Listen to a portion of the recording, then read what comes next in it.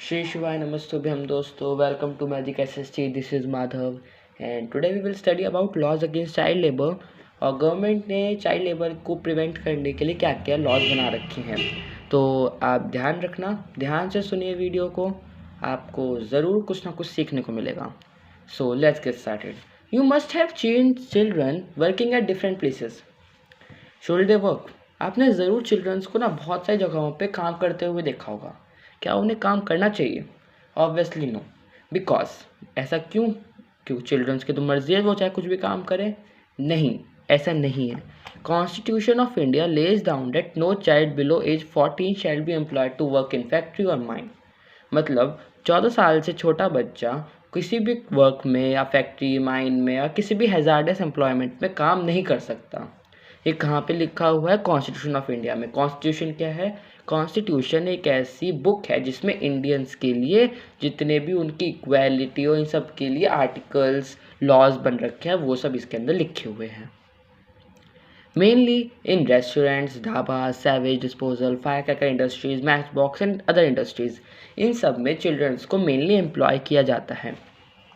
Children who are not economically strong are sent by their parents to earn more money. जो childrens economically strong नहीं हैं, वो उन children's को उनके पेरेंट्स भेजते हैं काम करने के लिए टू अर्न मोर मनी, ताकि उनके घर का खर्च थोड़ा ज़्यादा अच्छे से निकल पाए. अब इसके अफेक्ट्स ऑब्वियसली, क्योंकि ये बहुत गलत चीज़ है. Practice of child labour deprives child of their childhood.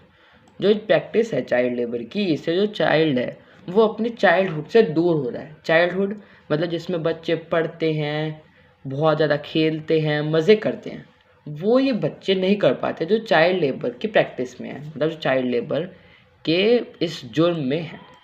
Children's who go to work do not get necessary education. जो बच्चे वर्क पे जाते हैं उन्हें नेसेसरी एजुकेशन नहीं मिल पाती, और ये तो बहुत ज़रूरी है. नेसेसरी एजुकेशन नहीं मिलेगी तो फिर वो कुछ भी नहीं कर सकते आगे जाकर. It is harmful for their physical, mental, emotional and psychological development.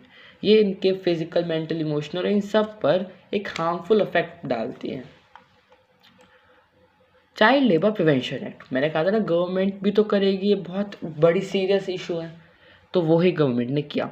इन अक्टूबर 2006, जब अक्टूबर 2006 थे, तब गवर्नमेंट ने अमेंड किया this act to include the following, जो जिसमें ये सब चीज़ें लिखी हुई है. It made employing children a punishable offence.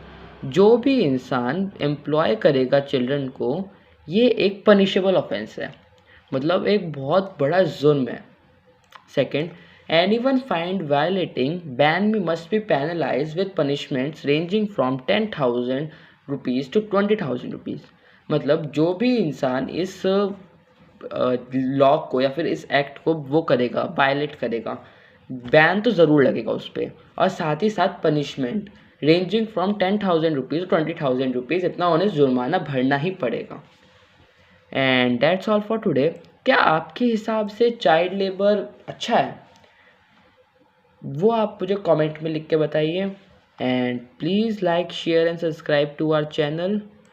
और आप जब सब बड़े हो जाएंगे तो आप प्लीज़ इन सब के लिए, जो जितने बच्चे चाइल्ड लेबर के इस चंगुल में फंसे हुए हैं, प्लीज़ आप उन सब के लिए कुछ ना कुछ ज़रूर करना. मैं भी आपको वादा करता हूँ, मैं भी ज़रूर करूँगा. And thank you. We will meet you tomorrow. So bye bye.